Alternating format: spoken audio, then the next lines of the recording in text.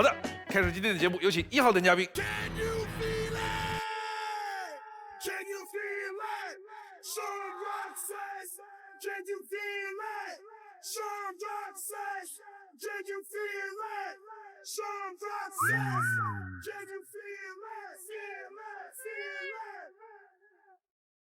孟老师好，三位老师好，台上的所有女生大家好。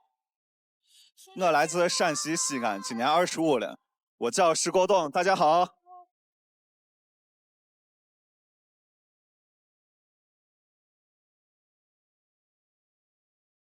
男嘉宾在选择心动女生的同时，系统已经为他匹配出了智推女生。当他进入权力反转的时候，我们将公布智推女生参与恋爱选择。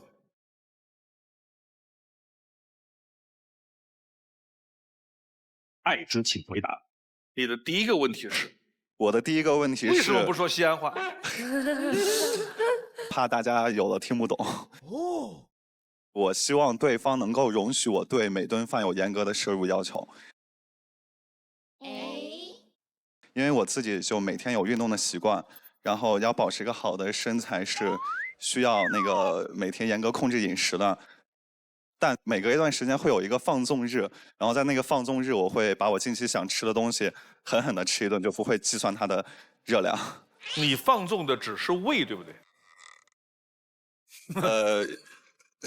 心理和生理上都是。13号。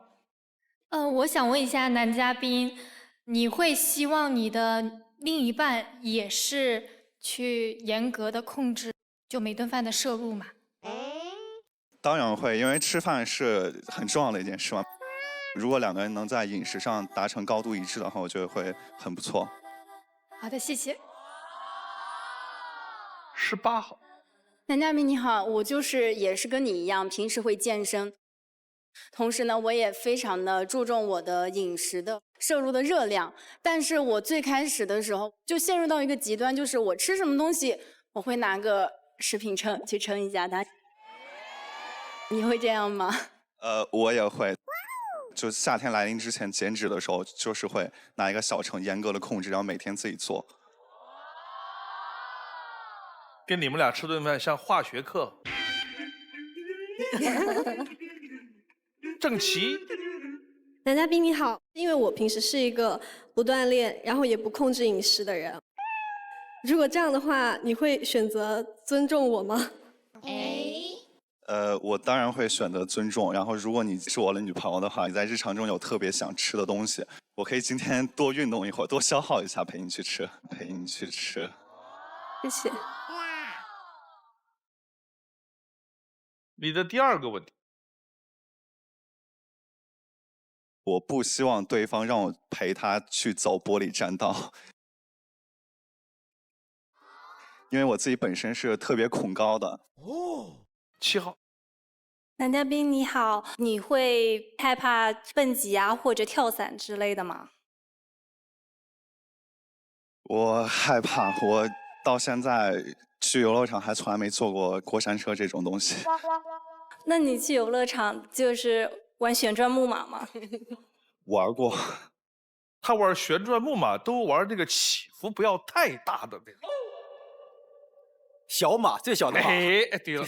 那还不是这么夸张。贾小丹。男嘉宾你好，那你会不会害怕那种恐怖的剧本杀或者是密室这种？你会害怕吗？我也害怕。啥都害怕。我大学的时候玩过一次剧本杀和密室，体验过2次之后，我到现在再也没玩过了。所以你是一个胆子比较小的男孩子。在这2件事情上是的。你说2个胆儿大的，稍微挽回一下这个。他们已经说底下有人说他什么都害怕。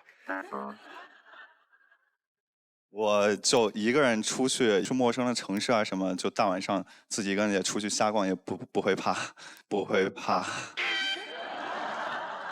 我认为他适得其反的证明了他胆子很小。去一个陌生的城市，他敢晚上一个人出门。而且他说大晚上他都敢出门。你是不是还敢一个人睡觉？你要说他敢一个人睡觉，我认为这个胆儿太肥了，甚至敢关了灯睡觉。对。哎，在我小学之后，我是开始敢一个人睡觉了。看片子。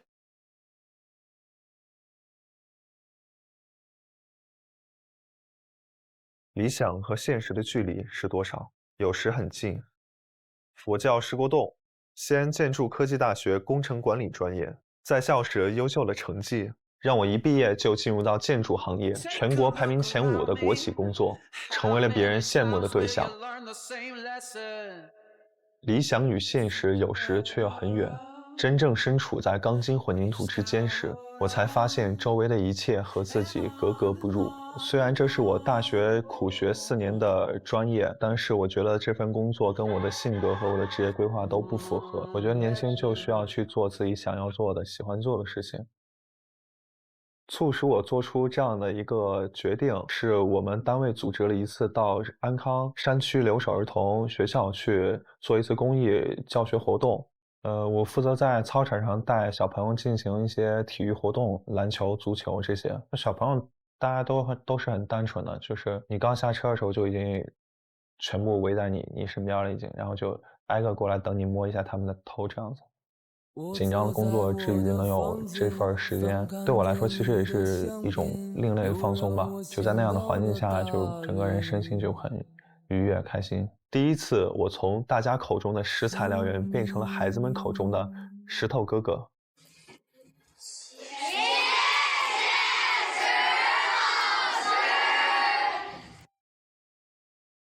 在那之后，我成为了青少年体适能教练，针对6到16岁的孩子，培养孩子们的反应能力和运动能力。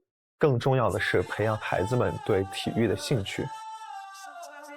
很多小朋友都是每天回到家就是玩手机、打游戏，通过这样的方式，让我们小朋友在课余时间去收获自己的兴趣吧，然后还能增强自己的体质。活动，我们别跳啊！好说，我们一会儿开会。生活中我是一个会议达人，现在和朋友在一起也喜欢开会。开会流程虽然简洁，但是程序不能少。第1，确定会议主题。第2，轮流发言总结。第3，投票表决，领导总结发言。你的朋友之间还有领导？我们那个领导其实就是我们在这次活动当中出钱最多的那位就是领导了。和女朋友在一起的时候，我也会延续这样的一个开会的模式。好了，今天的会议就到这里，散会。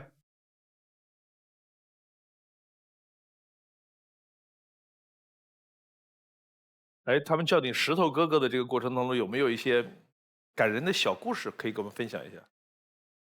比较感动的一件事是我第1天带完课之后，有一个小女生就悄悄地跑到我身边，然后说了，就你们这次雷锋日过来是不是帮助我们实现愿望的？然后我说当然是啊。她就悄悄地告诉我，石头哥哥，你下次过来的时候能不能给我带一颗巧克力？然后我就在我第2周过来给他们代课的时候，我就带了500多块巧克力，就给每位小朋友都带了1块。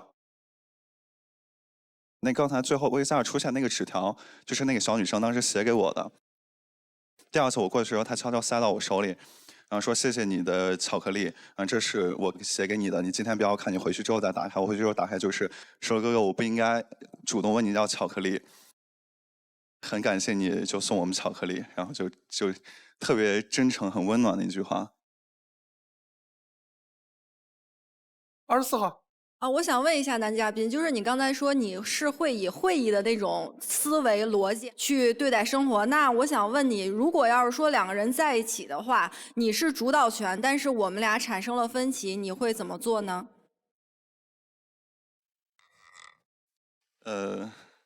我会和他是以这样开会的方式，我说，那你今天晚上我们有时间，我们就8点一块开个会呗，各自提出各自的观点，然后。如果你的观点是对的，我一定会被你说服，然后认同你。好的，谢谢。21号，男嘉宾你好，短片里面说你大学读了4年的建筑专业嘛？那你现在的话，你从建筑专业离开了，有没有后悔的时候？在大学学这个专业的时候，我对这个专业的认知就是穿着一身正装，戴着头盔，在项目的周围，然后就拿着图纸指指点点这样子的。然后到我去了之后，发现完全不是这个样子的。正好是在当时那个契机下，然后因为我本身也很热爱运动这方面，然后我就选择了辞掉第一份工作，转行。他刚才的那个对他工作的那个描述，就让我想起我在网上看到一组好长的图，就是你们想象中的职业和实际上的样子。你们要不要分享一下你们想象中什么职业的样子和实际上那个职业的样子的反差？来，孙丹妮。我以前是做过空姐，然后我在做这个职业之前呢，我就觉得空姐就是每天很光鲜亮丽的穿着制服，拉着箱子全国全世界到处跑这样的。但是我后面从事了这个工作之后呢，我就发现在飞机上呀，就是干活，比如打扫洗手间呀，还有就是抬那些很重的饮料格子呀、烤餐，其实都是这些比较细碎这些小事情。但是有的时候空乘也会给人留下深刻的印象。我前几天在飞机上，我睡了一会儿，等我一睁开眼睛，我就看一个空姐站在我旁边，然后跟我说：“我可以跟你说几句话吗？”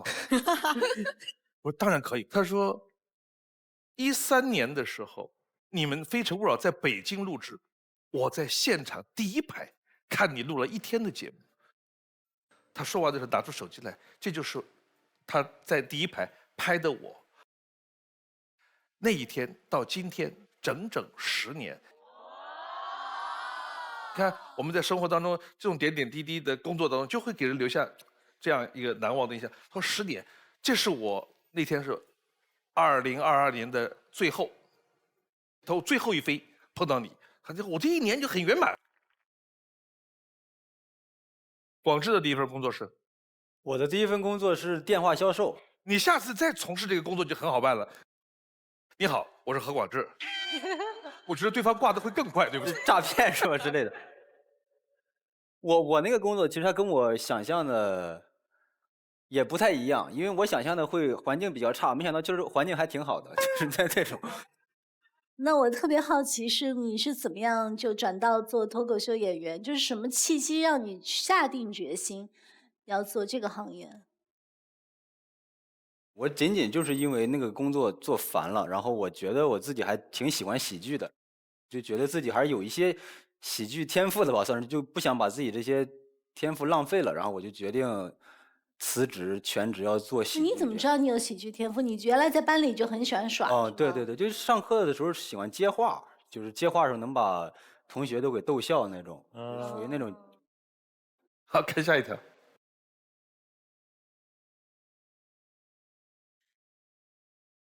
我有2段印象深刻的感情。初恋是在上学时期，她是一位热情又主动的女孩。每次我打篮球，她都会在场边看我，还主动给了我联系方式，向我表达了喜欢。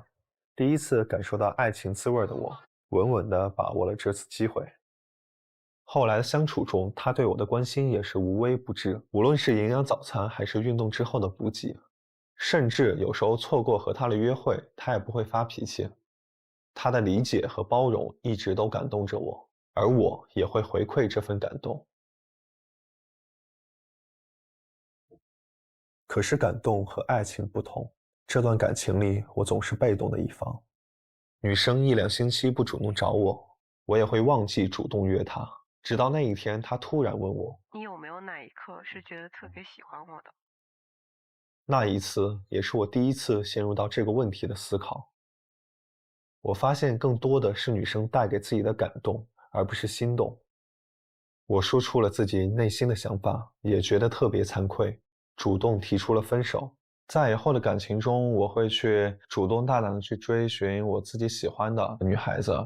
如果我明确自己不喜欢她的话，我会及时主动的告诉她，而不是一味的去这样被动的去接受别人对我的付出。第二段感情，我们因为运动相识，开始了一段高度契合的合拍式爱情。我们都是运动爱好达人，每周不一样的运动，让我们的约会从不单调。生活中，我们是很好的饭搭子，口味相同，喜欢的食物也一样。我们的默契不是一件事来总结，而是生活中无数的小事组成。他会懂我所有的幼稚，我也懂他所有的小浪漫。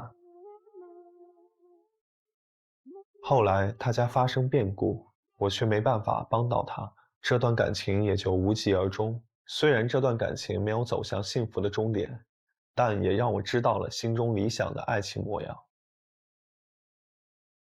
希望未来的感情中能和那个他热爱同样的生活，也有着精神世界的高度契合。我能懂你的闹，你能理解我的笑。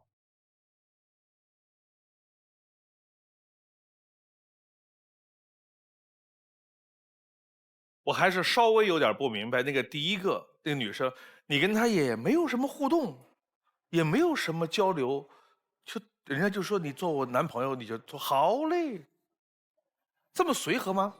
就是这么随和才灭了一半的灯啊！你看，哦，这个情况。我也想跟女嘉宾解释一下，就可能是过往年轻的时候发生的故事，对吧？是在我刚大学入学的时候，因为我在大学入学之前就跟广志老师是一样的嘛，单身嘛。因为我们体育课都是大班在一块儿上的，体育课上打篮球，然后他就可能注意到我。哦，21号。男嘉宾你好，我想知道一下你第二段感情里面中的变故，因为你没有帮助他，你们分手了，这是什么变故呢？是第二段。对，第二段。当时是我已经毕业工作了，然后我们是在工作的城市认识的，然后他父亲就病重了，然后他就辞掉了他当时的工作，回到了他的家乡。我当时也是就跟着他一块儿回去了，但是在那段时间里边，因为人生地不熟嘛，我很想去帮他处理掉那些所有的事情，但发现当时是没有足够的能力去帮他处理掉所有的问题的。然后同时在那个过程中，我也带给他很多负担，他每天就得往医院跑，还得每天要担心我的在这个陌生的城市的状况。对。赵晴。我想问一下男嘉宾，就是你刚才在 VCR 里说到，关于兴趣爱好的契合度是要求比较高的，是吗？就是我可以愿意为你尝试去接受更多的运动，但是我可能就没有像你那样很专注于这件事情，这样子你愿意接受吗？当然愿意，就相契合并不一定是你跟着我，我也可以跟着你。就比如说你很喜欢健身，我可以为你去尝试做那件事情。好的，谢谢男嘉宾。李恒。男嘉宾你好，刚才我在看你 VCR 你的第一段感情当中，我只记住了2个字，就是遗忘。那我想知道，就是你是因为之前说根本没有爱过他，还是说爱过之后受伤了你才会遗忘？因为当时我是第一段感情嘛，就当时对爱情其实这个还是很懵懂的，可能更多的是他带给我的那些感动，就。那我可以这样问吗？就是你当时他在要你联系方式的时候，你有没有心动过？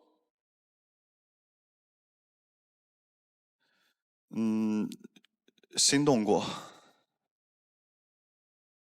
那心动过为什么会被遗忘？就是很矛盾。这句话就相当于，你以前爱过，为什么会不爱了？不是，我不是想表达这意思，就是我觉得一个女孩子，不管是你跟她在一起多长时间，就是被遗忘这2个字，相当于被抛弃一样，会让她很伤心。并不是遗忘嘛，就我对他的付出和用心，就肯定达不到他对我的那样。对。所以你是被爱的那一方，在第一段感情当中。在第一段感情中是这样的。哇，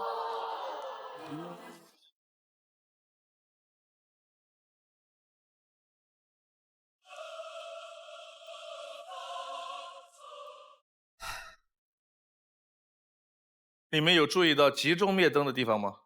第一波集中灭灯是因为他说他接受了一个自己没有那么喜欢的人，然后就灭了很多。然后这一波又是问到这个问题，你当时心动过吗？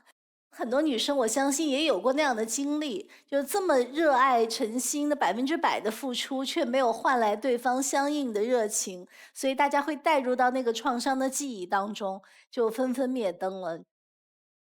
我问一下24个女生，你们在过往的情感经历当中有没有接受过没有那么喜欢的男人？你们有没有人要说一下没有那么喜欢接受他的原因是？24号。因为我是有过出国留学的经验，然后当时我一个人只身在外，没有人照顾我，有一个男生的出现，其实对于我的那种归属感是很强的。虽然我起初是没有喜欢他，并且没有关注过他，但是通过他很长时间对于我的这种热情，我们也是尝试在一起过的。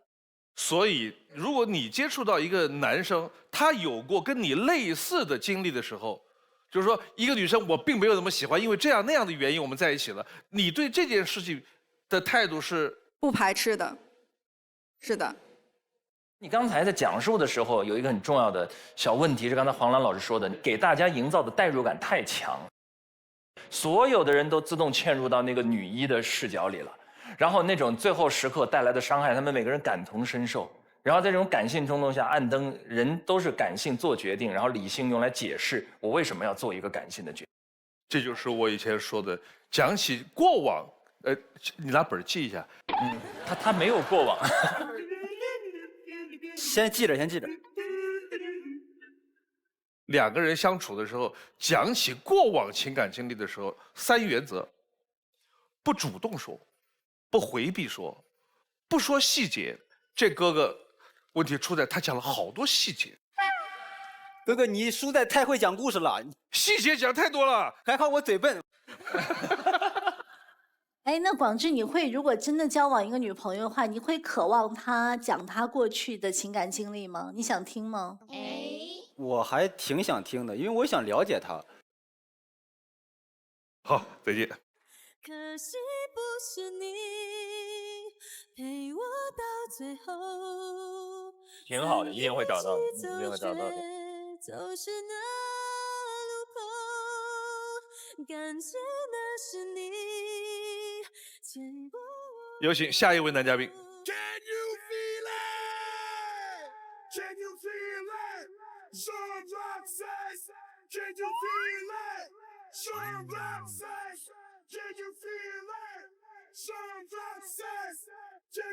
孟老师好，老师们好，女嘉宾好，我来自河南郑州，我叫朱艺桦，23岁。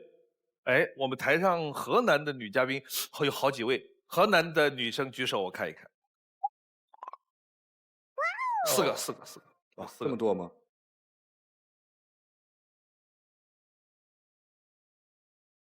来，选你的心动女生。男嘉宾在选择心动女生的同时，系统已经为他匹配出了智推女生。当他进入权力反转的时候，我们将公布智推女生参与恋爱选择。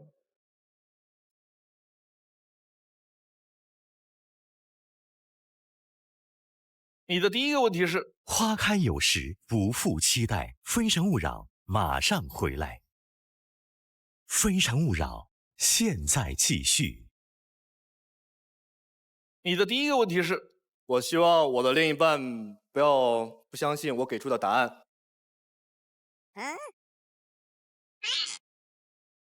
就是你说什么，他们都要信呗。也不是，我觉得我在我所认知的范围内，我给出的答案算是比较中肯的。哪怕是这个问题不是我很擅长的，我觉得这是对我们之间以后一个发展是一个很不错的一个。是，男嘉宾先不要太紧张。他刚才意思就是说，如果你问一个问题，我不懂，我就不给；我给了，我就很审慎；我给出的，我就心里就非常笃定，你就不要再怀疑，是这个意思吗？是这个意思，谢谢老师。不客气。哦，您说。那你说呗。您说。你好，男嘉宾，我想问一下，就是你是那种控制欲很强的吗？即使有99个人都觉得并没有那么正确，你也会坚持你自己吗？没有，我会根据你对这个事情的轻与重来给出我较为中肯的一个答案，并不是说100%很决定的，而且我的控制欲没有那么强。OK， 那个您说谁抢了孟老师的活？我省事，我省事。 17号，您说。男嘉宾你好，我觉得两方在一起是肯定要互相讨论、互相了解。如果说我在您的领域里面也觉得我的答案比较合适，你会听我的吗？可以，没有任何问题的。这么干脆的吗？因为那毕竟是我自己的另一半。啊，佳倩。男嘉宾你好，我是河南平顶山的。那好近啊！我想问一下，你这样说是不是想着就是两个人之间多一份信任，不要去互相猜忌呢？是的，我觉得，你既然问到我的专业领域的话，是说明对我很信任的。我希望你问完我不要再去问别人，不然的话会显得会穿帮会露馅。问完我就可以了。我对这个事情有完全不同的感受，我们讨论一下，人跟人不一样。如果有别人来问我关于航天器、外太空的那些事情，或者战国、春秋时候的事情，我拿起嘴就说，没事儿。即便说的不那么准确，人家也不会跟我太计较。第一，我不是研究外太空那些事儿的，我也不是研究远古史的那些人。但是如果有人问我省级卫视综艺节目制作的现状，我会说的很少，很谨慎，尽量不说，因为我要把这个事儿说的离谱了，人家说好像他不是太懂哎，我会觉得很丢脸，我是这样想，你有没有可能？开玩笑。第二个问题，我不希望另一半把我们喜欢的音乐都分享到朋友圈里。15号，您说。不好意思，哎，没事。你好，男嘉宾，我想知道两个人喜欢的音乐是一件很私密的事情吗？然后都不可以分享到朋友圈？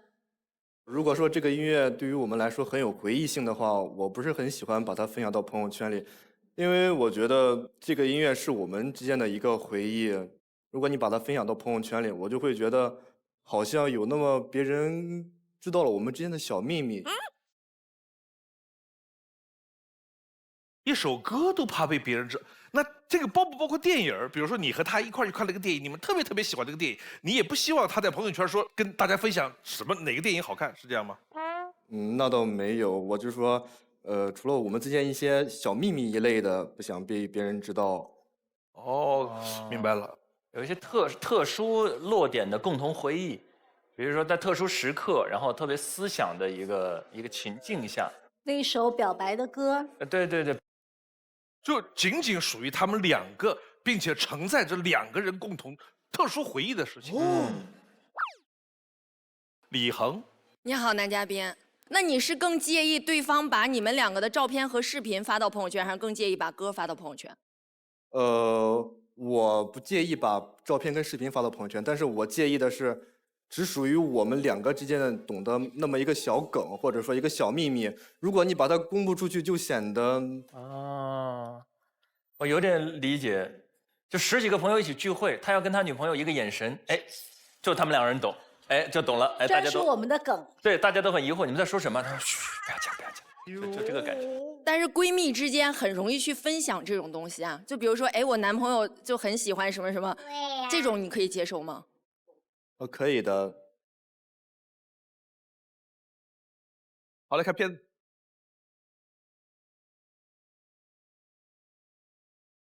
在暮色持流的黄昏，在万籁俱静的深夜，在夕阳斜照的古城，回响着一支支悠扬的笛声。我叫朱艺华，是一名竹笛老师。我觉得情感是可以用笛声来表达的。失落时会吹女儿情，开心时我会吹生生世世爱。我从7岁开始跟着师傅学竹笛，已经15年了。日复一日的练习，邻居都对我的笛声有了依赖。有时没有听到笛声，楼上的奶奶还说有点吃不下去饭呢。学笛的这些年中，师傅是除了爸妈以外相处时间最多的人。有一次，师傅主动提出想让我认他做干爹，可是被我亲爹给拒绝了。但我从师傅身上学会了很多做人的道理。虽然师傅70多了，但在运动上绝不后退，这也激励了我一下子减了20多斤。有一次，有人找我师傅学竹笛，态度很咄咄逼人，还把我师傅最喜欢的一把竹笛给磕到了。但师傅还是笑脸相迎。他教会我面对恶意不争不辩，专注于自身的进步。我上大学时拿到了专业分第1的成绩，也是同一批学生里学得最好的学生。希望未来能和师傅一样，把竹笛好好传承下去。我是一个集体荣誉感很强的人，家庭聚会时，亲戚都会让我表演节目，虽然内心很抗拒，但这是家庭的荣誉，最后我还是会出手。有了女朋友后，我也会守护我们这个小家的荣誉，我会出手，无论是表演节目还是玩游戏，我一定让对手输得心服口服。无论是生活或感情中，我都是一个注重顺序感的人。就像冬天练笛子，第一步一定是搓手；放假回家，第一步一定是先去看师傅；感情的第一步一定要先确立男女朋友的关系，确定关系前后的肢体接触，如何称呼，一起做的事都会不同。希望未来能找到一个姐姐型的女朋友，但并不是需要被照顾。放心，我会出手。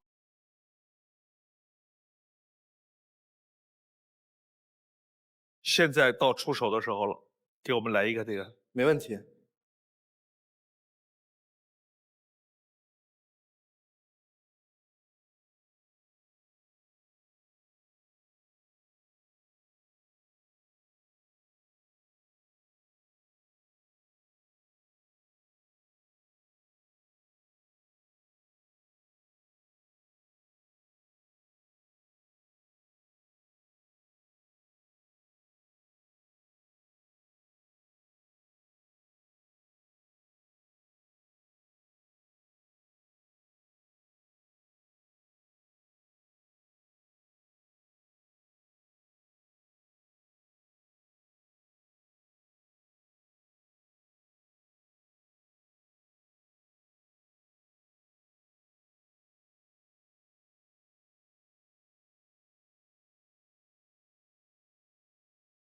我觉得笛子的传承还是比较久的，它大概传承了有4000多年的历史，传承到现在，我觉得作为民乐来讲，它算是一个很不错的一个乐器。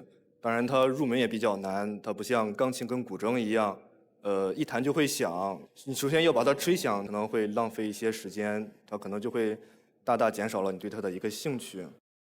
他刚才有提到有4000多年的历史，因为上古记载黄帝时期的黄河流域。正好的气候特别适宜竹林的生长，然后它又比骨头清脆，特别像鸟鸣。我们的先民就用它来模拟最自然的大自然的声音，然后慢慢有了4000年的传承。想问一下，你亲爹为什么会拒绝他作为你干爹？因为我老师还是挺厉害的，可能我猜一下，大概是作为男人的胜负欲来讲，我爸不如人家老师好，不如人家干爹强。你考虑过你爸胜负欲这么强，你在全国的舞台上这么说了以后回去，没关系，我已经准备好了竹笋炒肉皮的感觉。我觉得在他的心目当中，他师傅的分量，从他的表述上面来讲，是有很强烈的崇拜。但是他的那个师傅还真不错，70多岁锻炼身体，然后男嘉宾就向他学习减肥了。而且那个师傅对待恶意，他是一种包容的态度，也给这个男嘉宾做出了很好的示范。传统文化君子风范，可以问问他师傅的感情状况，大概就可以了解他以后会是什么样。他反正先了解他的模板就好了。我师傅跟我师娘的感情，就是令所有的都会很羡慕。那可以托付，他师傅都这么好，他肯定会跟他师傅学的。你们有没有注意他的站姿？从上来就没有改过，一直是双手背在后面，而且穿的是这种中式的。有没有往一代宗师方向发展的那个气质？你继续背着背着。而且他背着手的时候说的2个词是我会出手。哦，对对对。 24号。男嘉宾，我看你的那个 VCR 的时候，你说如果是过年期间让你去表演节目的话，即使在你不愿意的情况下，你也依旧会去做。那我可以理解为你是一个不容易去拒绝别人的一个人吗？那倒没有，就是春节的时候嘛，大家都会串亲戚什么的，然后他们都会说啊，既然你学的这个专业是音乐，那就表演一段嘛。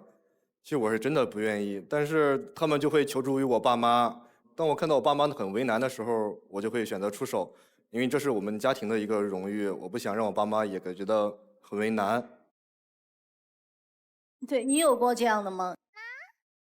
我会有被要求来一段脱口秀这种，所以我特别羡慕这个兄弟，因为他的竹笛至少可以随时拿出来就可以演奏，亲戚让你演就马上就可以，马上就可以演，这就是幸福，这就是。哎，那么脱口秀不是说是都能讲5分钟吗？不是？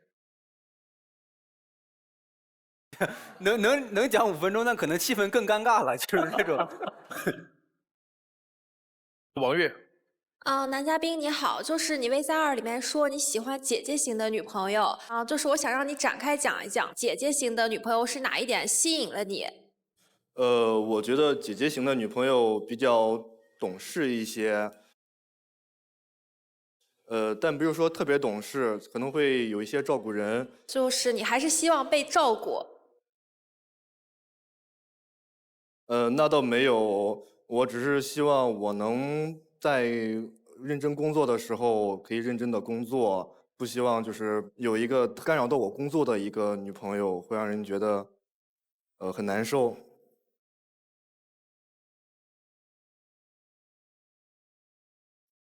好，来看下一条。一首曲子会有情感的转折，恋爱也一样，幸福时悠扬，矛盾时激昂。我们是姐弟恋，幸福是在撒娇的时候。我是一个在恋爱里喜欢向对方撒娇的人。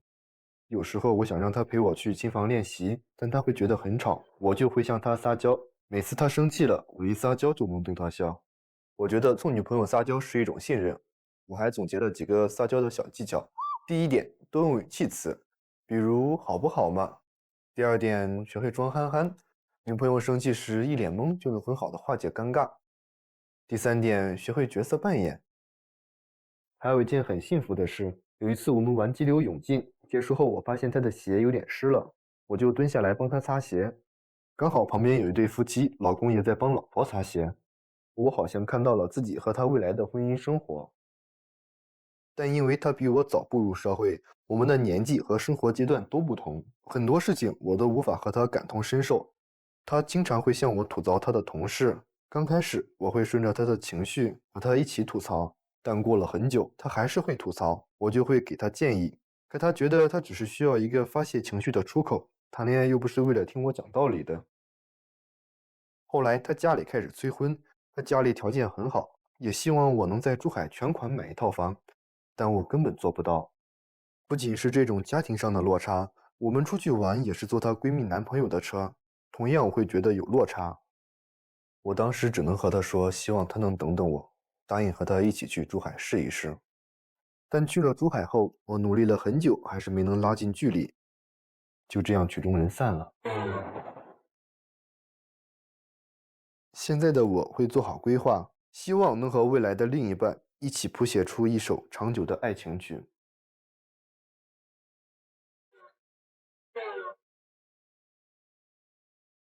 撒娇这个话题也是经常聊到的。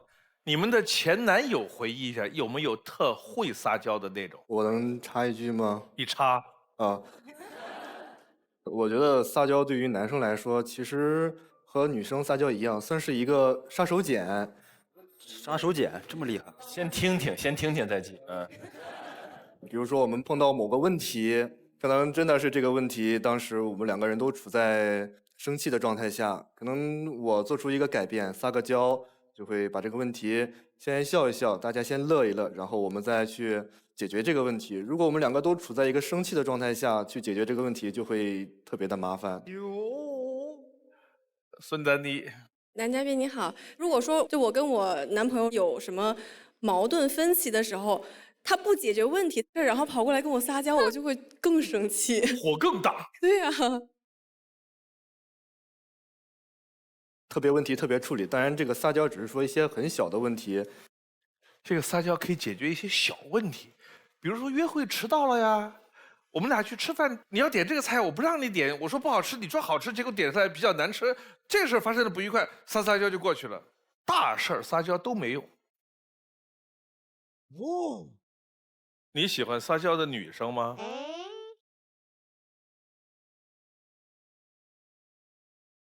喜欢啊。我们台上最会撒娇的女生现在已经灭了灯了。10号。因为撒娇是我的杀手锏，你用了我用啥，我肯定灭你。哇！你怎么握起来了？感觉就这个肯定灭你就不行了，就撒到你心坎里了，这是。不是他连灭灯都能说成这样，我就感觉已经领略到了他的撒娇的能力了。让广志有这么大反应，第一次。第一次。我估计你也是吃这一套的吧？你这撒娇应该感觉没什么抵抗力。我觉得抵抗力挺强的，刚才那不都抵抗住了吗？我都没掏户口本，我这抵抗住了。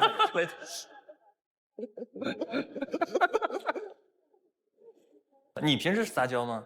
我是内心可以接受，但是在技术的层面上我不会。我可能是脸皮薄吧，就我不太会示弱，撒娇可能就代表示弱的一种吧。我大概明白你的意思，因为对我们这样的人来说，撒娇它意味着是一定程度的表演，对吧？你平常不是这样的，你要撒娇，那你就会演出一种状态来。比如说，来，你笑一个，我连这个都做不出来，我可以正常的笑，本来好好的，我这笑得挺开心的，镜头一对着，我马上就不笑了。来，妹妹。我就想问一下男生，就是你在上一段感情中间，这个女生会跟你吐槽身边发生不愉快的事情，那你在上一段感情中有没有选择用什么样的方式去解决她经常跟你吐槽这样的一个问题呢？比如说他经常会跟我吐槽某个同事特别的烦人，就像大家上学的时候都会讨厌的某一个人，总是打小广告啊这一类的。小广告，打小广告，我也是注意到小广告这是什么意思？小报告一类的。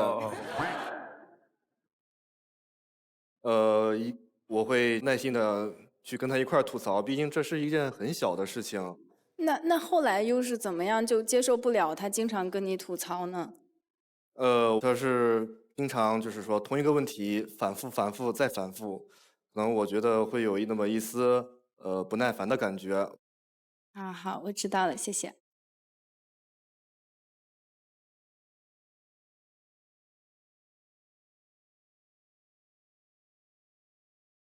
王悦。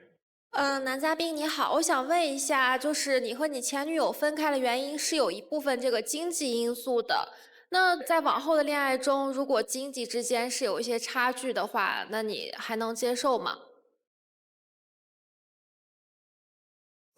我会尽我另一方面所能去弥补这些，朝着经济方面去努力。我觉得我未来还是有很大的潜能的。那你当时为什么就是没有坚定的选择他？我坚定的选择，但是我也要向现实而去低头，是真的承担不起这个那么多的房价。15号女生连这句话都没有听完，就果断的把灯灭了。要不要解释一下你的这个？我就是觉得谈恋爱这个东西本来是很纯粹的，你应该就是坚定的选择对方，不应该会因为一些其他现实因素呀，因为父母或者是因为经济因素，我觉得只要是两个人在一块儿，怎么都好。他是你那个女朋友提出的那个房子的事情，你暂时经济能力达不到，那这个事儿你怎么看？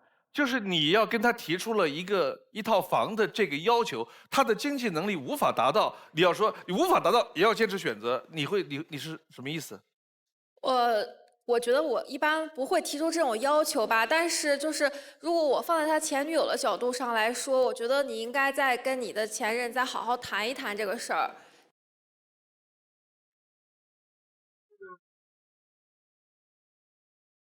最后留灯的21号。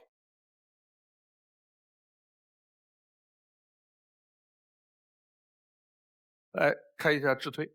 我们来看一下，注意画的智推女生是郑琪，12号。男生温文尔雅、整洁大方，拥有十足耐心，懂得什么该舍，什么该得，感情里喜欢跟随对方的决定。而女生呢，知性优雅、温柔谦逊，生活精致有品味，感情中有敏锐的洞察力，心思细腻，懂得为对方付出。两人在一起精致有品，是一对难得的心仪爱人，供大家参考。最后一个问题，问2个女生。我希望分享后面是一个填空题，你可以填上你的词语也可以，事件也可以。因为我平时擅长分享的可能就是美食类的东西，就可能更想要跟另外一半有生活上的一些分享吧。我希望跟你分享一些平时的生活工作内容。好，要做最后的决定了。如果选12号，有可能被拒绝，你自己走；也可以牵手21号走，也可以自己走。你的决定是？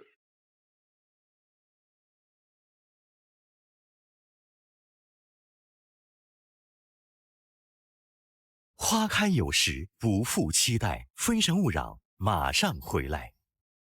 非诚勿扰，现在继续。你的决定是？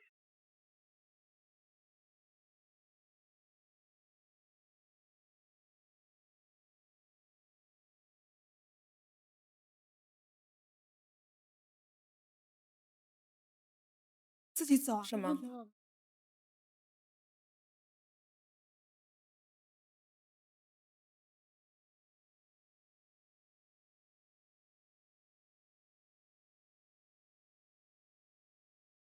哎，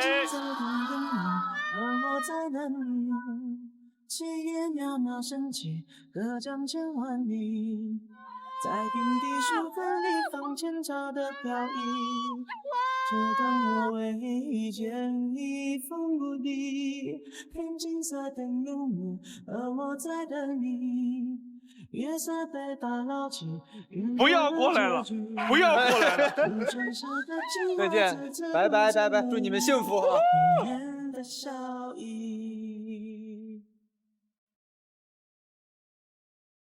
我觉得我被人肯定，我是很开心的。刚好这个女生学的是茶艺一类的，我也很喜欢喝茶，所以我对这个是特别的喜欢。对于这个女嘉宾的这个专业，我也是很喜欢的。他是学音乐的，然后我对艺术方面也是非常的喜欢，然后蛮喜欢他这个人。我会给女生很多的一个安全感与成熟感，我会让这段恋爱看着特别的幸福，特别的甜。哎，我觉得他们2个画面很和谐，一个在泡茶，一个在吹笛子。绝对琴瑟和鸣，然后那种绿茶竹笛，对吧？祝他们幸福吧。有请下一位男嘉宾。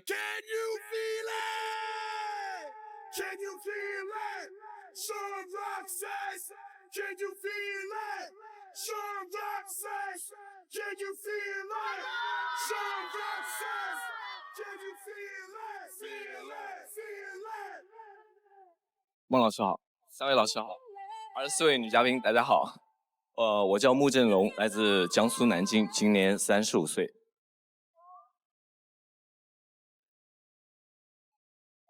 来选你的心动女生。男嘉宾在选择心动女生的同时，系统已经为他匹配出了智推女生。当他进入权力反转的时候，我们将公布智推女生参与恋爱选择。来，你的第一个问题是？我希望就是他可以和我一起穿汉服逛街。穿汉服，有这个爱好的女生举手。那个23号是南京的，对吧？哎，南京的。你住哪里啊？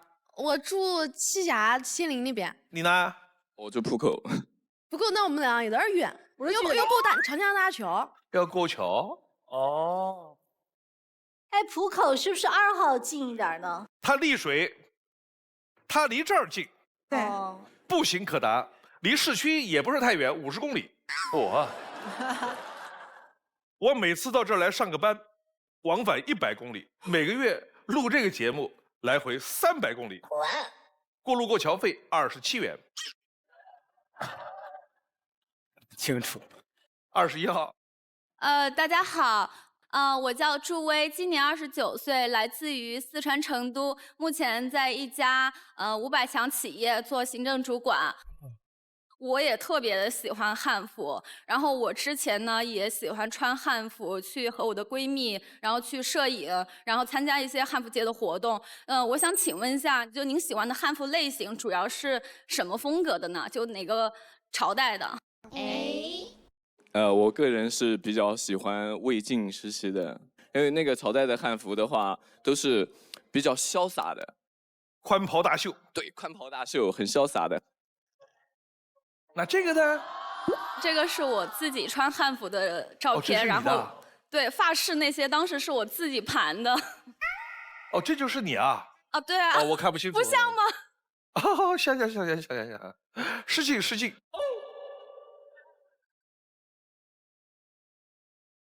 这谁啊？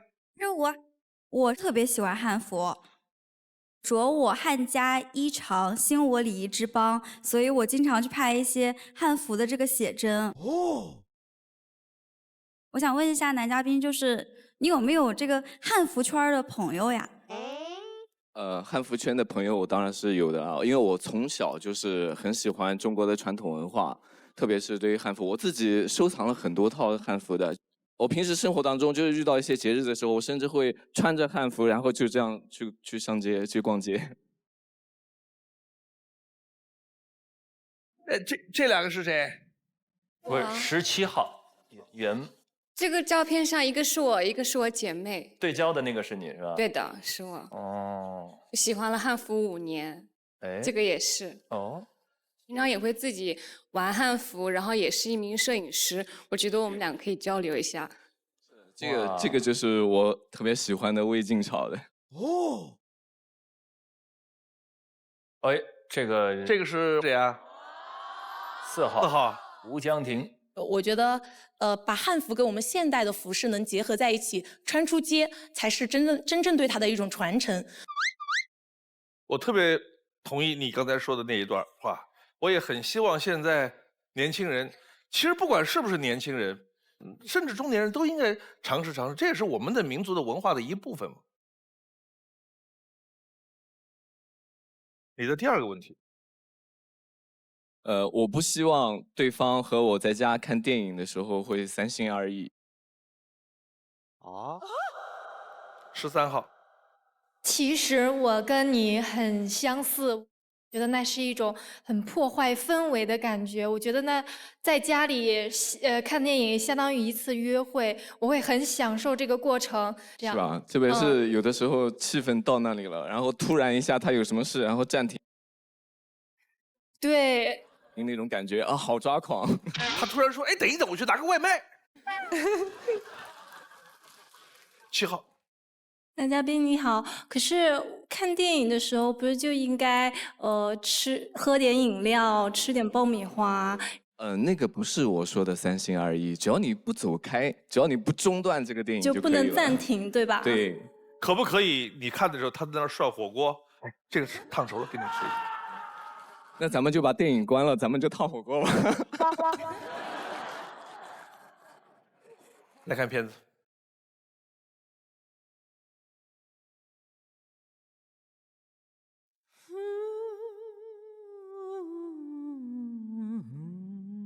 世界上最温暖的工作，莫过于开一家花店了。屋外空气冷冽，而这里永远都是春天。我叫穆振龙，在南京有一家自己的花店。工作中，我是朝气蓬勃的向日葵，挑选、修剪、设计，事无巨细，亲力亲为。我是不会把状态不好的花去卖给客人的，因为我个人觉得这是一件很不礼貌的事情。因为每一朵花它和人一样都是有自己的感情的，我会根据顾客的故事还有他的心情去给他推荐，给他搭配花束。做我女朋友吧。粉玫瑰，爱情的萌芽。新婚快乐。白玫瑰，圣洁的爱情。纪念日快乐。红玫瑰，坚定和承诺。每一束花背后呢，都有一个感人的故事。到现在为止，我已经听了好几百个故事了。我也不是一直这么开朗，过去的10年里，4次创业，4次失败。我开过养殖场，为前女友开过甜品店，做过短视频，也跑过外贸。我就像一朵被风吹雨打的向日葵，永不凋谢。我妈一直都说我是个倒霉蛋，但我觉得这不是运气的问题，我还是会努力去创业的。我要把控好风险，我相信一定会成功。不管生活有多累，就算是一个人，在普普通通的日子里，也要给自己一点惊喜和仪式感，让生活更加有意义。如果2个人的话，那就更加幸福了。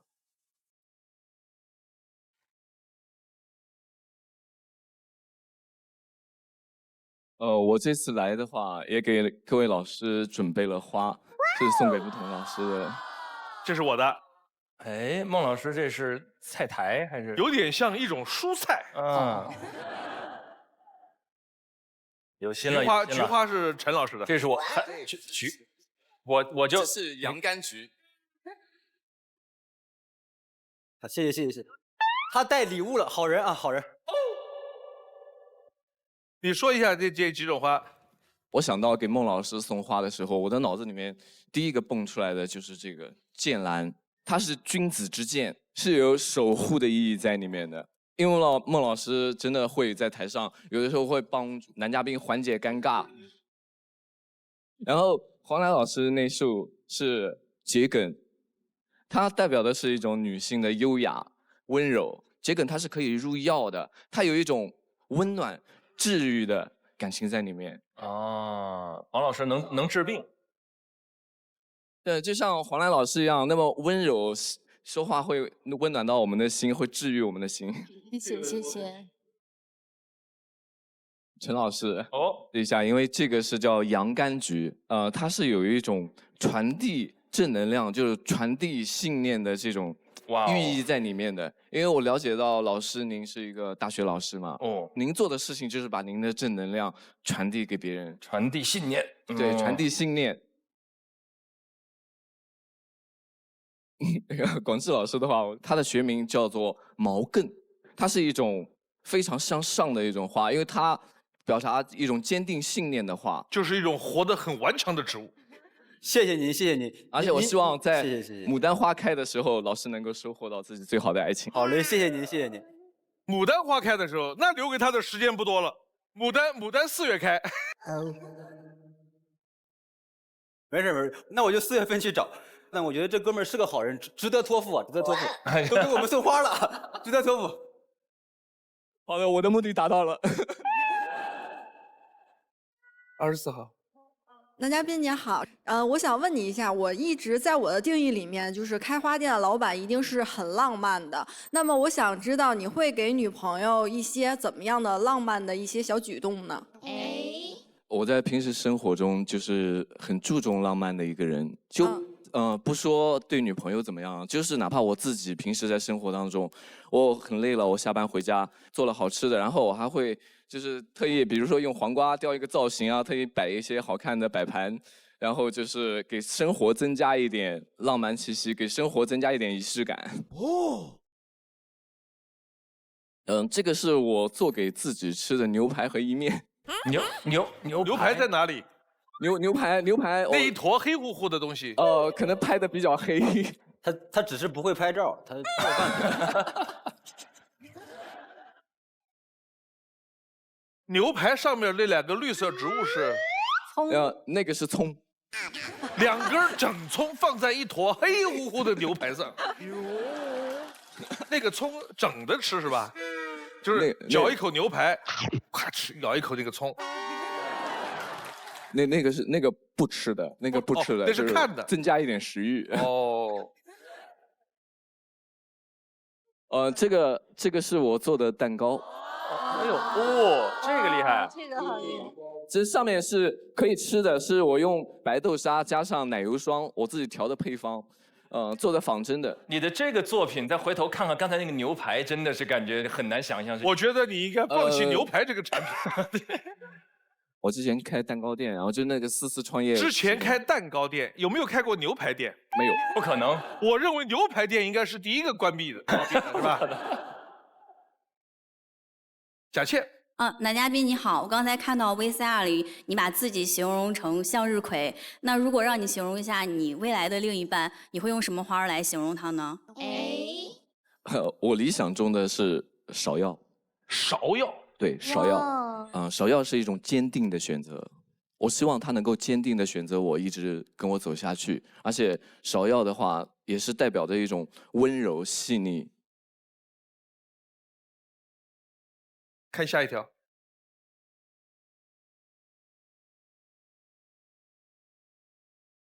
我有过2段感情经历，初恋是活动中认识的一个女生，她比我大，特别的照顾我，相处了1年，我们就结婚了。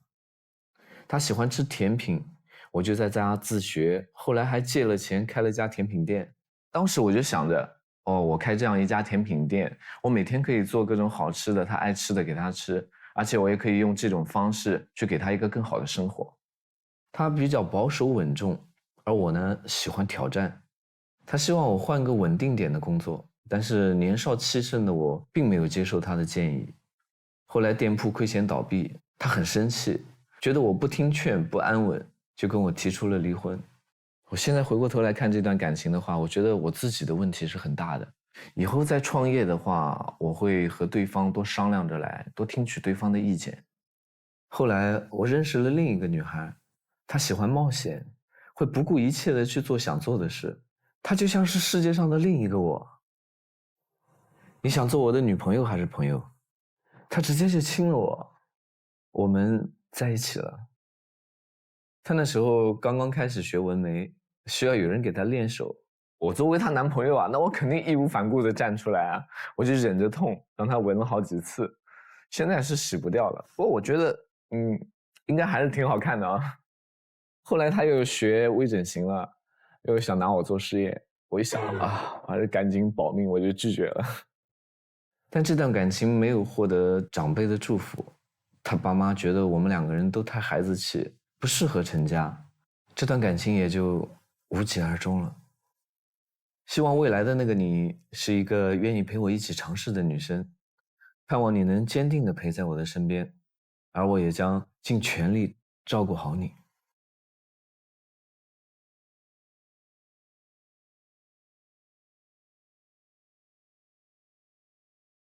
2号。你好，男嘉宾，我想具体问一下，就是当时你离婚的时候，然后你有做过争取的一些行为和动作吗？有做过，一直有坚持的做过。因为我从你出来到现在，我看你的性格脾气都很好，不太会做到最后一步的那种，离婚的那个程度。因为我从小是我爷爷奶奶带大，就我爷爷奶奶给我的那种就是教育是属于那种老一辈，他们东西坏了是都会想去修，而不是想去换。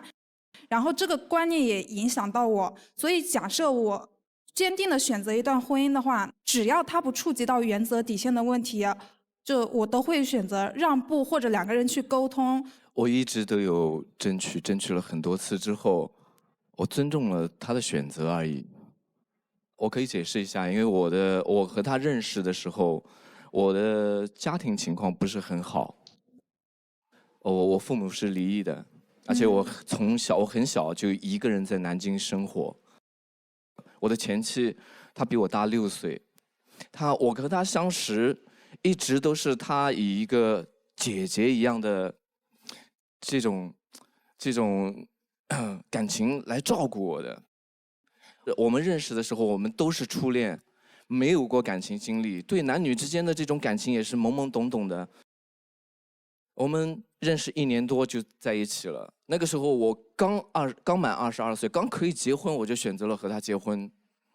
但是我们之间相比于爱情来说的话，更多的相似于一种亲情。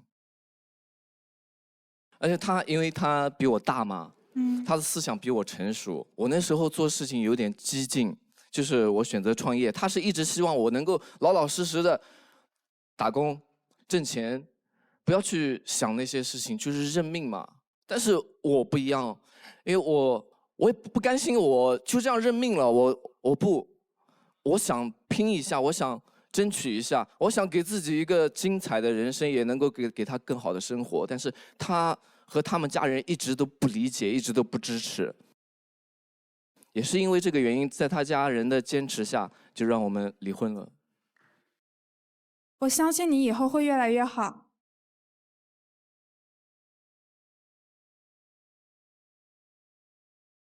2个人都是初恋就结婚了，这种事儿概率碰到的不是太多啊。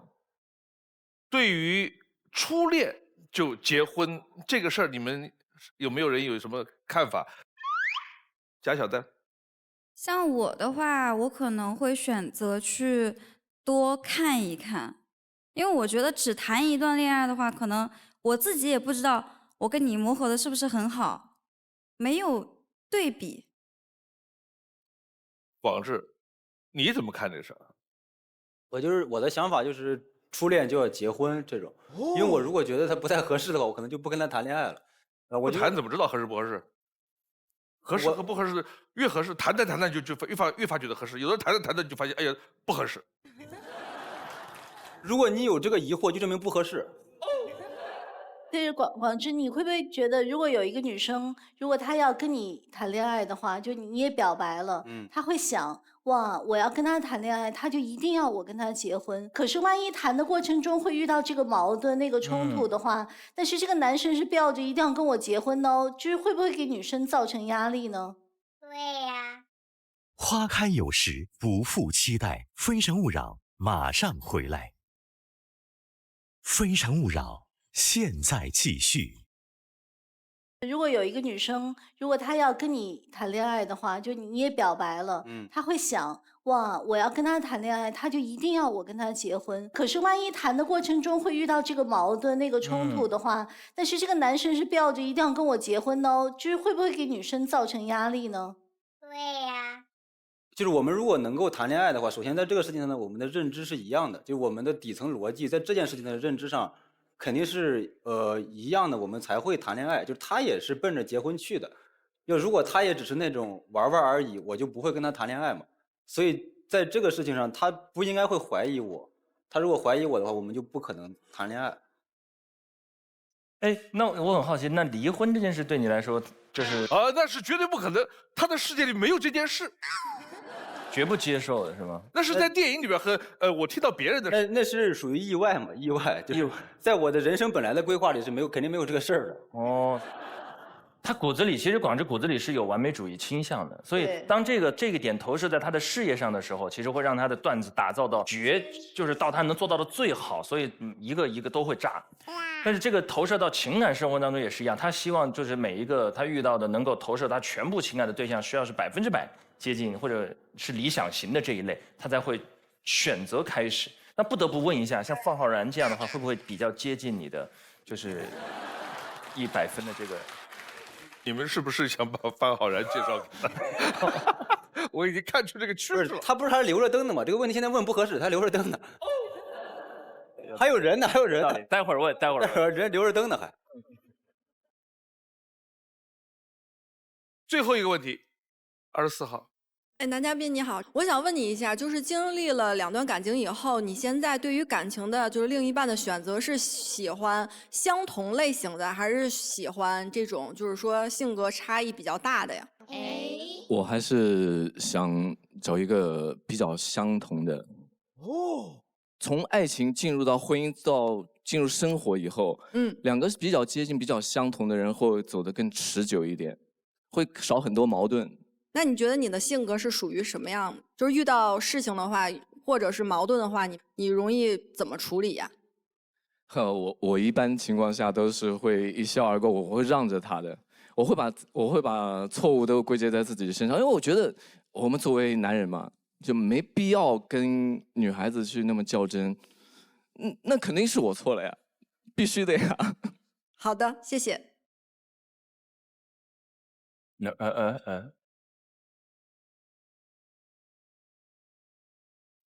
最后留灯的2号。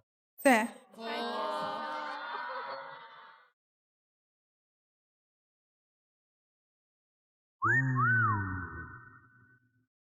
你今年多大？我27。他是丽水人。而且这个2号我稍微介绍一下，因为2号原来是在上海工作，对然后呢，因为家人很需要他，对，所以呢，他就辞去了上海的工作，来到了南京，然后陪伴爷爷奶奶看病啊什么。然后呢，他特别想找一个本地人，然后2个人可以携手共度人生，踏踏实实的过日子。对，然后他比较喜欢性格成熟稳重、善良孝顺、有责任有担当的男生。我觉得我应该是符合的啊。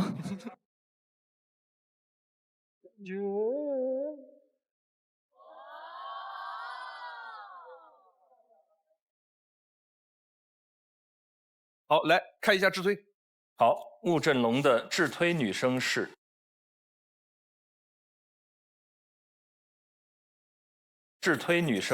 孙丹妮，16号。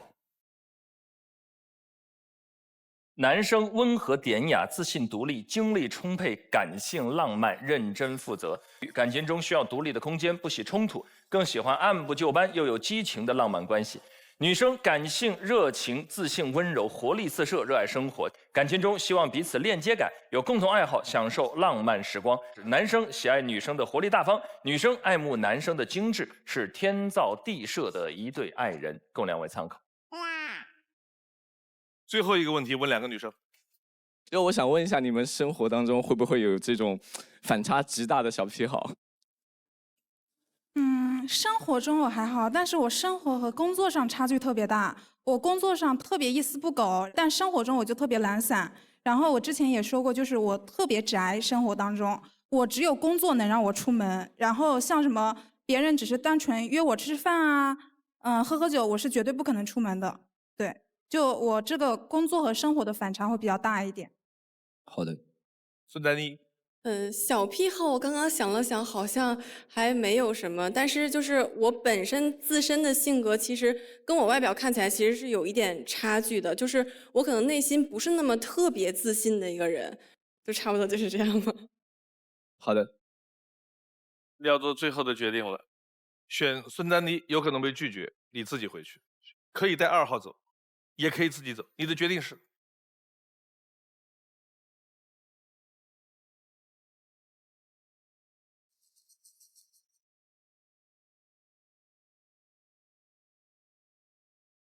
我想和2号共同有一个机会。来，恭喜你！我想和你吹进月光里，风温柔并很轻，像你呼吸。我想和你拥抱梦境里，听心跳重合的频率。我想和你吹进月光里，风温柔。我对女嘉宾的印象像茉莉，因为她比较恬静，看上去就有那种初恋的感觉。她的笑容也是和茉莉一样，能够给人一种治愈的感觉嘛。因为我从小我爷爷奶奶带大的，就爷爷奶奶老一辈就催婚催的还蛮紧的，终于对我爷爷奶奶有个交代。爷爷奶奶，我有交代了啊。2号说真的，他说他过年要找对象，要结婚，明年2月份结婚，12月底生孩子。然后我们当时都不相信，就成功了。我现在有一个感受是，他自己单独站在那儿跟那个女嘉宾他俩牵手之前，单看的话，你都不会觉得他俩有什么合适的地方。但当他俩真的牵手走到一块儿，站在那个门那里的时候，你还发现这个画面还真挺和谐的，就两个人看上去还挺配的。我的感受就是，这句话也送给我自己，也可能送给24位女嘉宾，也给屏幕前的朋友们。就是我觉得可能我们在面对感情的时候，需要勇敢一点，勇敢的迈出那一步。人生可能还是充满惊喜的，还是。一个没有谈过恋爱的人勉励大家，你们要勇敢的迈出来一步。有请下一位男嘉宾。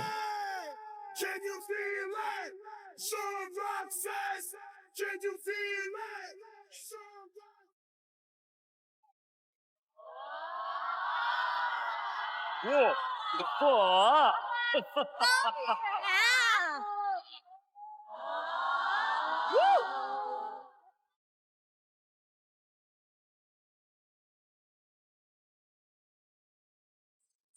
哇！打开面具。哇！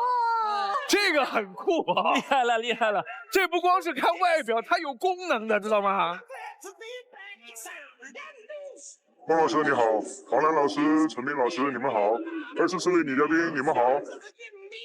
我叫做穆文奎，今年33岁，来自山城重庆。哎，选你的心动女生，你往那边去一点好不好？那边，哎，啊，身手挺矫健。这个东西可不可以操作？就麻烦孟非老师帮我点一下。男嘉宾在选择心动女生的同时，系统已经为他匹配出了智推女生。当他进入权力反转的时候，我们将公布智推女生参与恋爱选择。倒推的这个对。你这身衣服是买的还是哪儿来的？这身衣服是我做的第2套钢铁侠，然后我来《非诚勿扰》花了半个月的时间做的。太厉害了！这很重吗？重到不重，你看我可以分享随意的活动都还可以。哦，而且我看你身上有很多发光的装置，是都带有电池，什么？哎呦，对，手掌是可以发光的。然后胸口还有一个触发指令。哎，看一下触发得到啊。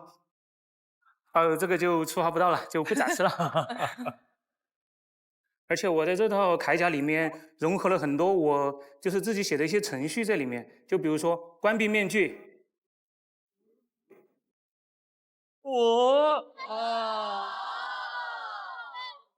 哎，那就是我们喊关闭面具，面具也会关掉。哎，你们喊也可以。因为我当时想的就是，如果是开发单独识别我的声纹的话，我后续借给别人去参加表演的话就不太方便，所以就做公开的声纹。但是女朋友烦了就说关闭面具，你就对，会的。爱之请回答。你的第一个问题是，希望我的女朋友跟我一起练瑜伽。穿这个练吗？没有没有，就是平常我们穿瑜伽服练瑜伽。你练瑜伽练了多久？我练瑜伽大概是练了3年的时间。妹妹，就是我平时也会有练瑜伽的习惯，但是我身边基本上都是女生练瑜伽。你之前有没有女朋友就是说，我今天不允许你去练瑜伽，以后也不允许，因为你身边都是女生。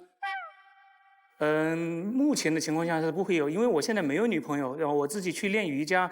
你说女生说反对练瑜伽，我可以让她先尝试。我说我带你去上堂瑜伽课呀。而且我觉得2个人在一起练瑜伽的话，第一个是可以锻炼身体，二的一个是练瑜伽的那个音乐也是很舒缓的。就是在这么一个过程当中，我们2个人练瑜伽有一些肢体上的交流啊，然后大家就感情越来越好。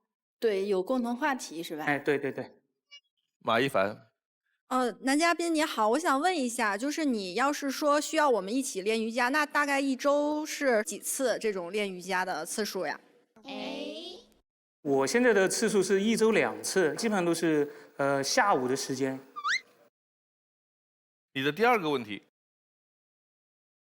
我希望女生不要介意我只做不说。只做。啥事儿只做不说？打个例子吧，就是我如果跟一个女生在一起，我会去观察她的一些小小的喜好啊，我会小小的记下来。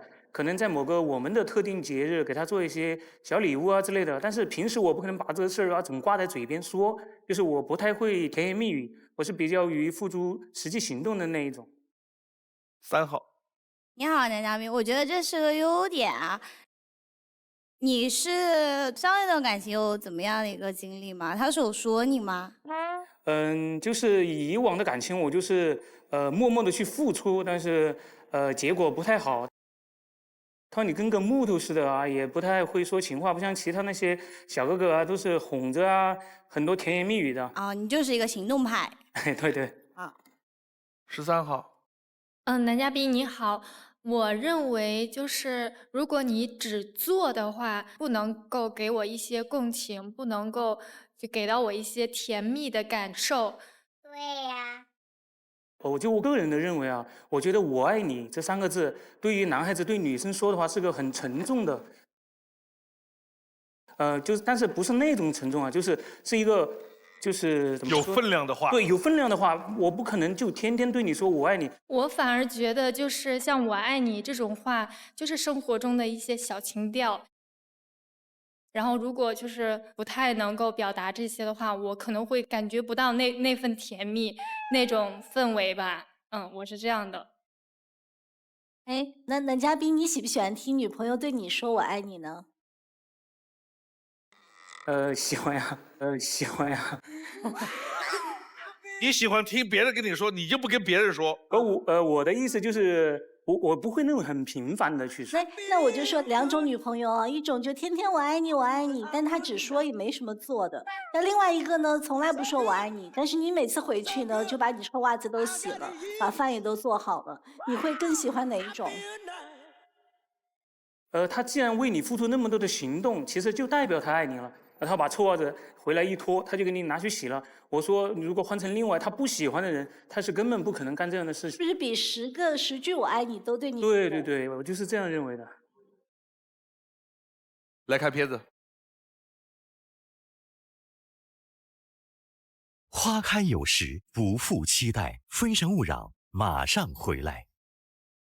非诚勿扰，现在继续。来看片子。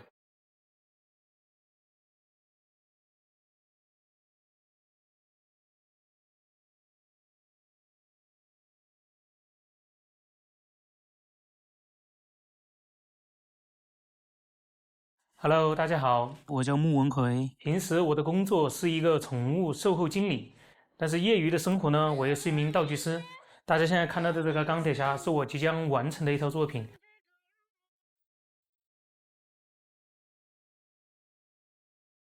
你什么时候开始对手工感兴趣的呀？因为我小时候嘛，家庭环境不是很好，然后就自己也没有什么玩具，就比较喜欢动手去制作一些玩具。从中学开始就在看动漫，那个时候也玩不了这些模型啊、玩具之类的。后面我就说，哎，我自己本来也挺会动手的，我说能不能自己尝试做一下。刚开始做不知道用什么材料，就用身边可以用的一些材料，就什么瓦楞纸板啊、硬纸盒啊。后面我就慢慢陆陆续续找到一些这种现在用的一些材料，慢慢的才做到现在这个样子。把这些图片里的东西变成实物，然后再穿戴在身上，也会拥有平时没有的一些自信和勇气。小时候外婆经常告诉我一句话嘛，天干饿不死手艺人。我觉得通过自己的双手把这些东西能制造出来，也能创造一定的价值，给别人带来开心和快乐，我也觉得很开心。我自己呢是比较耐得住性子的人，下午在家里听听轻音乐，把别人的订单的图纸画出来，晚上会看一些手工艺人的一些作品，然后也会看一些纪录片。我最近在看的就是我在故宫修文物。喜欢看这些的原因是因为我觉得从这些的视频当中可以吸收很多不一样的知识，也可以借鉴别人的经验。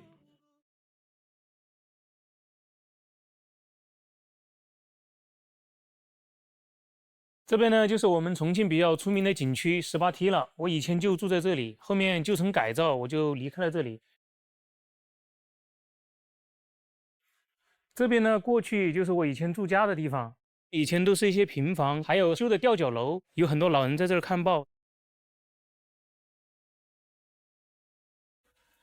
这边呢就是我以前家的位置，这棵黄角树呢就是我小时候写作业的地方。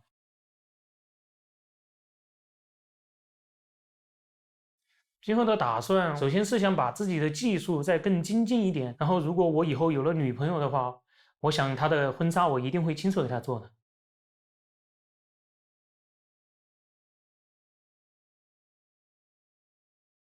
哦，你原来长这个样子啊？是的。刚才我看那个片子的时候很亲切。你家住在18梯啊？18梯上果巷。你在那儿住到多大啊？我在那儿住了10年，16年才搬走。哦，我要跟你说，我住在重庆日报社，你知道在什么位置吗？我知道，在那个下面。下去往右边拐，200米、300米就到了。那很近呢。对啊。啊。这个地方就是你家的黄角树那个根的那个位置，就是我家的门口。然后下面那个有2只鸡那个位置，就是孟非老师说的他那个日报的那个位置了。哦。那么多年过去了，就18梯，小时候看，哇，长长的18梯，一眼望不到头。放了学，我们在那儿啊玩啊，写作业啊，比小男孩嘛，比跳阶梯，比谁跳得多，我觉得很有意思。你看18梯现在不是修成景区以后嘛？我现在回去，你看旁边的那些石梯啊，还有那些长廊啊，它其实都在，它的整个一个布局没有改变。哦。我现在工作有时候闲暇之余，或者是灵感不太够的时候，我都会回到那个我以前写字的那个黄角树下去坐一会儿。哎，我就觉得整个就豁然开朗了。我说那么艰苦的日子，那么过去都过来了，我觉得现在更应该要努力。嗯。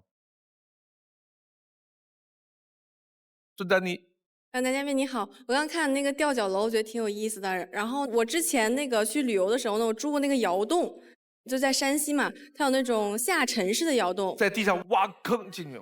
对，直接是选取那个就是天然界有的东西嘛，它不用那个建筑材料再往上面去堆砌，就直接那样挖就可以了。我告诉你，这个东西最有名的是在河南西部的三门峡市的陕县那个地方的地坑院，是非物质文化遗产。哦，天井。我感觉这也挺有意思的，而且那里面是那个冬暖夏凉都不用放空调的。你在地面上什么都看不见，一马平川，你跑着跑着，嘣掉人家里去。6号。我之前去过那个西塘跟乌镇，它就是很有那种江南水乡的感觉。乌镇现在跟戏剧也是。对，这个就是我童年的看的比较多的景象。我记得我小时候童年有一个很向往的场景，就是我以前我跟我妈妈住在他们的厂子里，然后呢家家户户到了夏天的时候都把桌子拿到外面来，然后在外面吃饭，露天吃饭。然后我就是觉得好像天光暗下去了，各家的饭香都洋溢出来了，然后我们小朋友就拿着碗去别的桌子上去吃，看他们有什么好菜就吃。我经常就拿我不喜欢吃的豆腐去换人家的糖醋排骨吃。哎呀。你以后这样长期搞下去，还有朋友欢迎你来。有人可能就很喜欢吃豆腐呢。就我就觉得很向往的，就是那种没有隔阂，然后大家家家户户在一起啊，然后看的电视都差不多，孩子们都是一起长大。1号。Hello， 男嘉宾，我也超级喜欢那个钢铁侠，然后我家里也收藏了一个钢铁侠那个头盔，然后我就想问一下，你未来会给你的女朋友会做什么模型呢？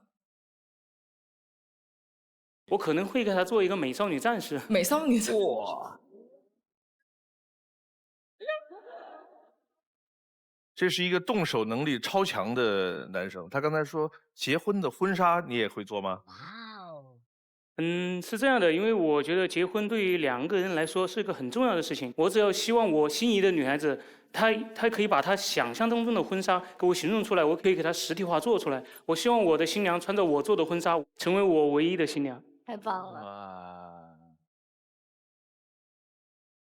那件衣服结婚那天穿过以后怎么处理它呢？穿过以后我会做一个柜子，就像放我的手办一样，就放在柜子里，然后把我们俩的结婚的那个照片也放里头。我还以为说存起来，下回再穿。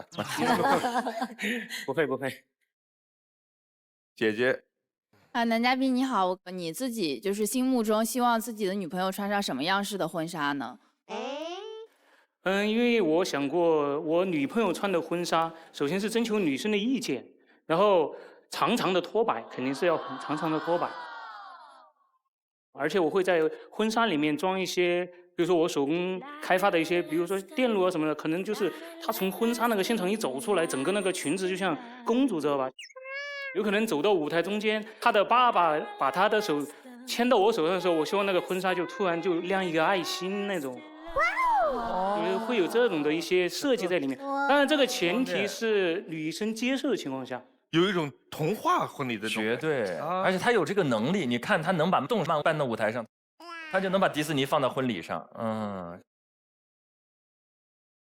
为什么我就那么喜欢就做手工？因为我觉得做手工是一种进步，因为你不可能一次就成功，就像人生的路上一样，总会面临很多困难。但是你最后把这个成品做出来的时候，代表我说我还可以，是可以做出这些东西的。我是觉得这个过程是比较很好的一个状态。穿这么独特的婚纱，就少听几句"我爱你"可能也行哈。但是你想一想，那个事儿一辈子次数太少，对不对？郑琦，男嘉宾你好，看得出来你跟其实普通男生的业余爱好是不太一样的，做瑜伽呀，还有做手工，还有会看那些修文物的一个纪录片。你是不是那种即使有了另外一半，你可能会更加享受平淡、安静、享受时间的那种生活？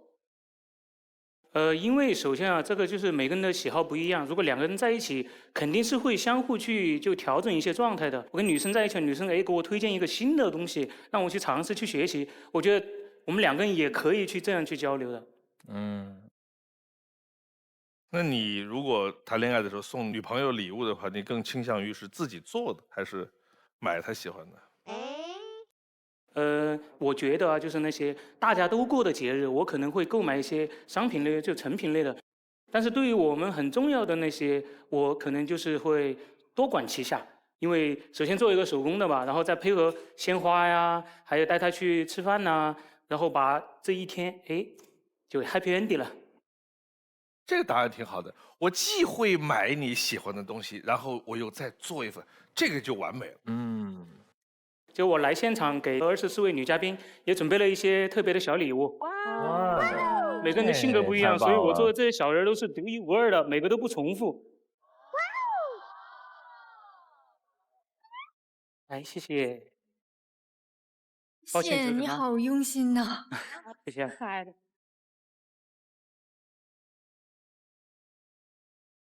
马一凡。男嘉宾你好，我特别喜欢你送我的这个小礼物。首先，我看我的这个是一个可以走的时钟，就是可以摆动的一个针。因为24位女嘉宾，她们每个人都是不一样的。其实我就觉得送礼物的话，你既然去送人家，比较要有心意一点的比较好，所以我就选择手工做了礼物送给你们。我真的很喜欢，谢谢。而且我觉得做一个两个不一样，24个都不一样啊。而且用时钟和分钟变成一个行走的时钟的一个小人儿，就凭这个小创意，你就觉得非常有趣，很有哲理，很有韵味儿。好，看下一嘉宾。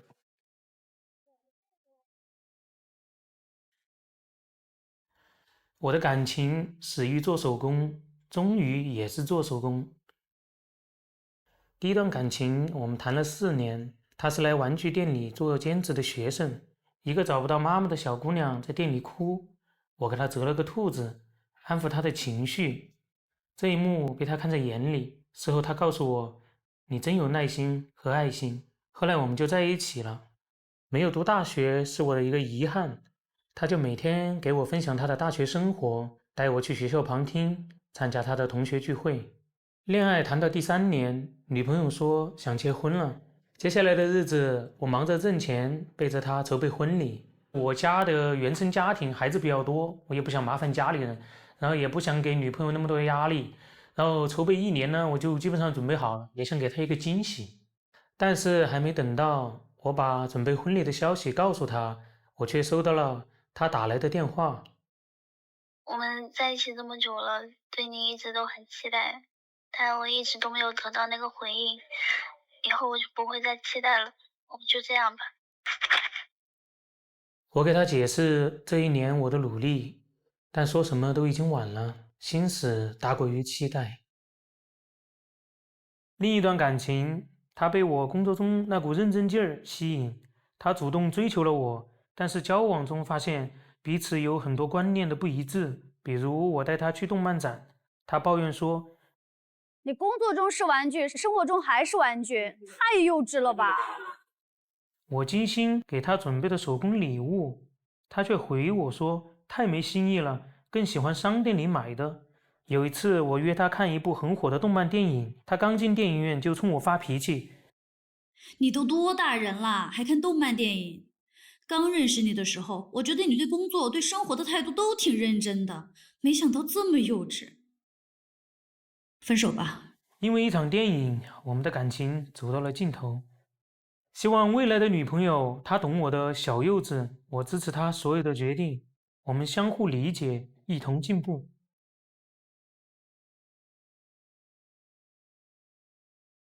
4号。男嘉宾，就是因为我喜欢汉服之后，我接触了甲胄嘛，就最开始那个甲胄是很贵的，对的然后我就自己试着去跟朋友一起动手试了一下，但是就发现这个脚边呀或者什么的，就可能真的不够专业，是很难做到的。所以我深知道做手工的不容易。我觉得有一句对手工很浪漫的话，就是我在为你用心做手工的时候，是把我人生中的一段时光赋予在这个东西上，所以我可能就更希望收到手工的礼物，我能看到它的价值。谢谢。21号。男嘉宾你好，我自己也是一个很喜欢看动漫，然后很喜欢去做一些小玩意的一个女生。一般很喜欢动漫、制作手工的男孩子，他可能相对来说比较宅一点。但如果你未来的女朋友是一个很喜欢出去旅游的一个女生的话，你会能接受这样子的女孩吗？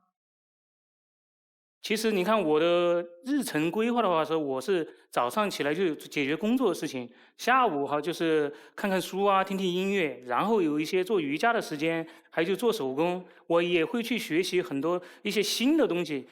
你说出去旅游啊，我也有，只是说它的时间阶段，我们比如说1个月，可能攒了几天假，我说那几天假我们去旅行。好的，谢谢。2号。男嘉宾你好，我对刚才 VCR 当中有一个女生说我不再期待了，那句话印象比较深刻。结合你刚才说的，就是你的性格又是只做不说，所以我在想 VCR 里那位女生是不是当时在你们的感情当中，她看不到这个希望，也许你给她多说一点，这个事情就会有转折。花开有时，不负期待。非诚勿扰，马上回来。非诚勿扰，现在继续。2号。男嘉宾你好，我对刚才 VCR 当中有一个女生说我不再期待了，那句话印象比较深刻。结合你刚才说的，就是你的性格又是只做不说，所以我在想 VCR 里那位女生是不是当时在你们的感情当中，她看不到这个希望，也许你给她多说一点，这个事情就会有转折。因为当时第一段的感情，我的岁数比较年轻嘛，他跟我说想结婚的时候，其实我是给了他一个就确定的答案，我说那好，我去准备一下。但是他就觉得我那段时间特别忙，因为婚礼下来的话，我以前不知道有那么多事情，包括你去订酒店的酒席有什么规格呀，请那些司仪啊，大概的还有一些流程之类的，所有的都需要你去沟通。但是我可能就是因为跟我前女友就是她的参与感比较少，她就是在这个点上就明白。9号。男嘉宾你好，我觉得你做的这个小手工非常喜欢。你所说的什么公主梦啊、婚纱，我觉得都是女生的梦想。但是有一个问题就是，你不是只做不说吗？那正常的情侣关系里，如果你们吵架了、有纷争了，怎么沟通呢？然后我是觉得，如果现在女生生气了，我首先去哄她，哄了她以后，我会带她去我准备好的餐厅，她肯定不会去，然后我就会说一句：“你不吃饱了，怎么有力气收拾我呢？”啊。哼。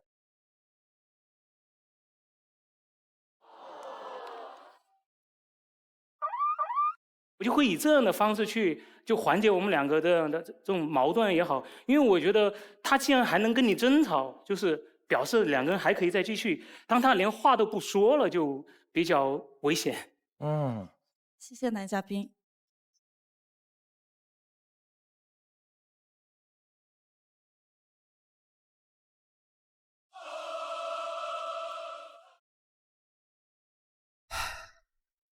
男孩身上的优点很明显，我觉得，对是我感受到，第一，他有很多很质朴的生活的智慧，是的就很勤劳，很善于观察，会学习，我觉得这是第一点。第二点呢，就是说虽然他说他喜欢做，不擅长说，但是他也在慢慢的进步。他不会被任何自己固有的成见所束缚住，他与外界的这种适应性、调整性会非常强。而且他的动手能力背后的这种坚韧呢，还有那种踏实，未来是非常长线的财富。好，再见。好了，谢谢。我很喜欢这个，谢谢。谢谢，加油，谢谢。曾一起走，却走失那路口。感谢那些花开有时，不负期待。非诚勿扰，马上回来。非诚勿扰，现在继续。谢谢收看今天的《非诚勿扰》，下期同一时间再见。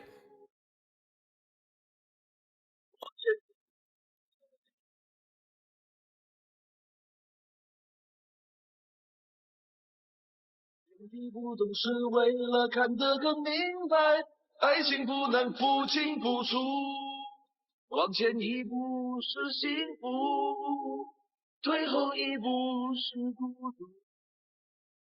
在纷纷扰扰之间，我冰凉了双目，超能与我相爱的人一起到老。